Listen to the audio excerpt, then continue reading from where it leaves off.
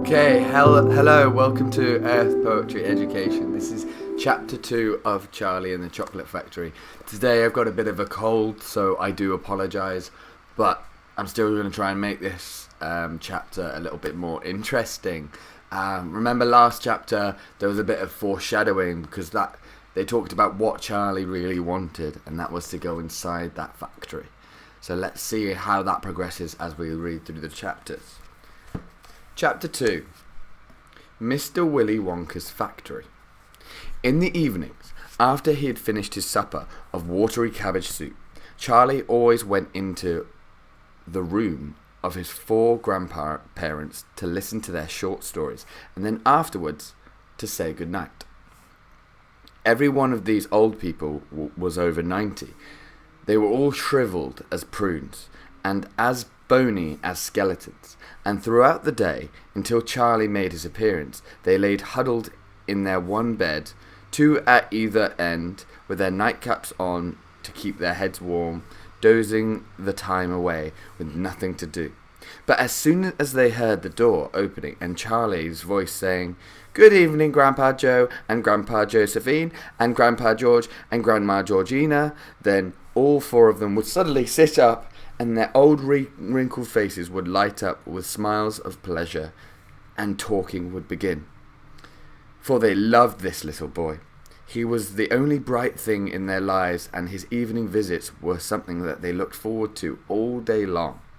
Often, Charlie's mother and father would come in as well and stand by the door listening to the stories that the old people told, and thus, for perhaps half an hour every night, this room would become a happy place for the whole family. The whole family would forget that it was hungry and poor. One evening, when Charlie went in to see his grandparents, he said to them, "Is it really true that Wonka's chocolate factory is the biggest in the world?" "True?" cried all 4 of them at once. "Of course it's true. Good heavens, didn't you know that? It's 50 times as big as any other.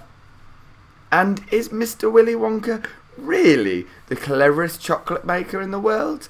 "My dear boy," said Grandpa Joe, raising himself a little higher on his pillow, "Mr. Willy Wonka is the most amazing, the most fantastic, the most extraordinary chocolate maker the world has ever seen. I thought everybody knew that." "I knew he was famous, Grandpa Joe, and I knew he was very clever." "Clever!" cried the old man. "He's more than that. He's a magician with chocolate. He can make anything he wants. Isn't that a fact, my dears?"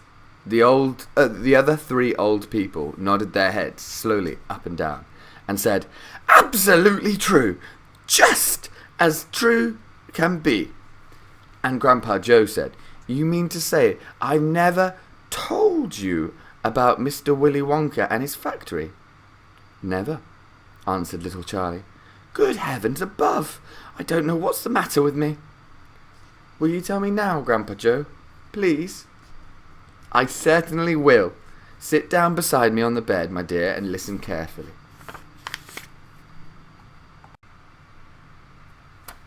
Grandpa Joe was the oldest of the 4 grandparents. He was 96 and a half, and that is just about as old as anyone can be. Like all extremely old people, he was delicate and weak, and throughout the day he spoke very little. But in the evenings, when Charlie, his beloved grandson, was in the room, he seemed in some marvellous way to grow quite young again. All his tiredness fell away from him, and he became as eager and excited as a young boy. "Oh, what a man he is, this Mr. Willy Wonka," cried Grandpa Joe. "Did you know, for example, that he himself invented more than 200 new kinds of chocolate bars, each with a different centre, each far sweeter and creamier and more delicious than anything the other chocolate factories can make?" "Perfectly true," cried Grandma Josephine.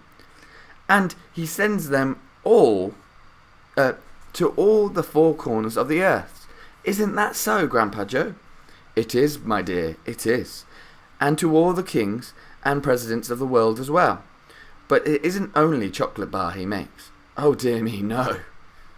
He has some really fantastic inventions up his sleeve. Mr. Willy Wonka has. Did you know that he's invented a way of making chocolate ice cream so that it stays cold for hours and hours without being in the refrigerator? You can even leave it lying in the sun all morning on a hot day and it won't go runny.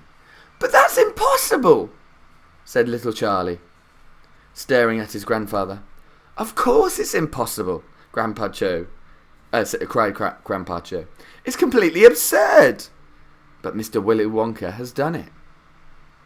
Quite right, the others agreed, nodding their heads. Mr. Wonka has done it. And then again, Grandpa Joe went on, speaking very slowly that Charlie wouldn't miss a word.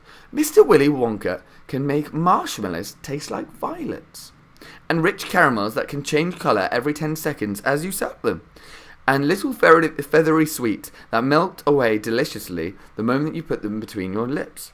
He can make chewing gum that never loses its taste, and sugar balloons that you can blow up to enormous sizes before you pop them with a pin and gobble them all up. And by a most secret method, he can make lovely blue birds' eggs with black spots on them. And when you put one of these in your mouth, it gradually gets smaller and smaller until suddenly there is nothing left except a tiny little pink sugary baby bird sitting on the tip of your tongue. Grandpa Joe paused and ran to the point of his tongue slowly across his lips. It makes my mouth water just thinking about it, he said. Mine too, said little Charlie. But please, go on. While they were talking, Mr. and Mrs. Bucket, Charlie's mother and father, had quietly come into the room, and now both were standing just inside the door listening. Tell Charlie about the crazy Indian prince, said Grandpa Josephine. He'd like to hear that. You mean Prince Pondicherry?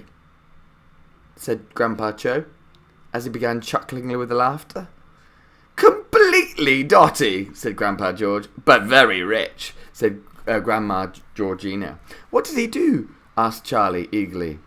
Listen, said Grandpa Joe, and I'll tell you. Okay. Thank you for listening for chapter 2. The next chapter is going to be very exciting because we're going to learn about Prince Pondicherry and his ridiculous palace that Mr. Willy Wonka made for him. So, thank you very much and stay curious.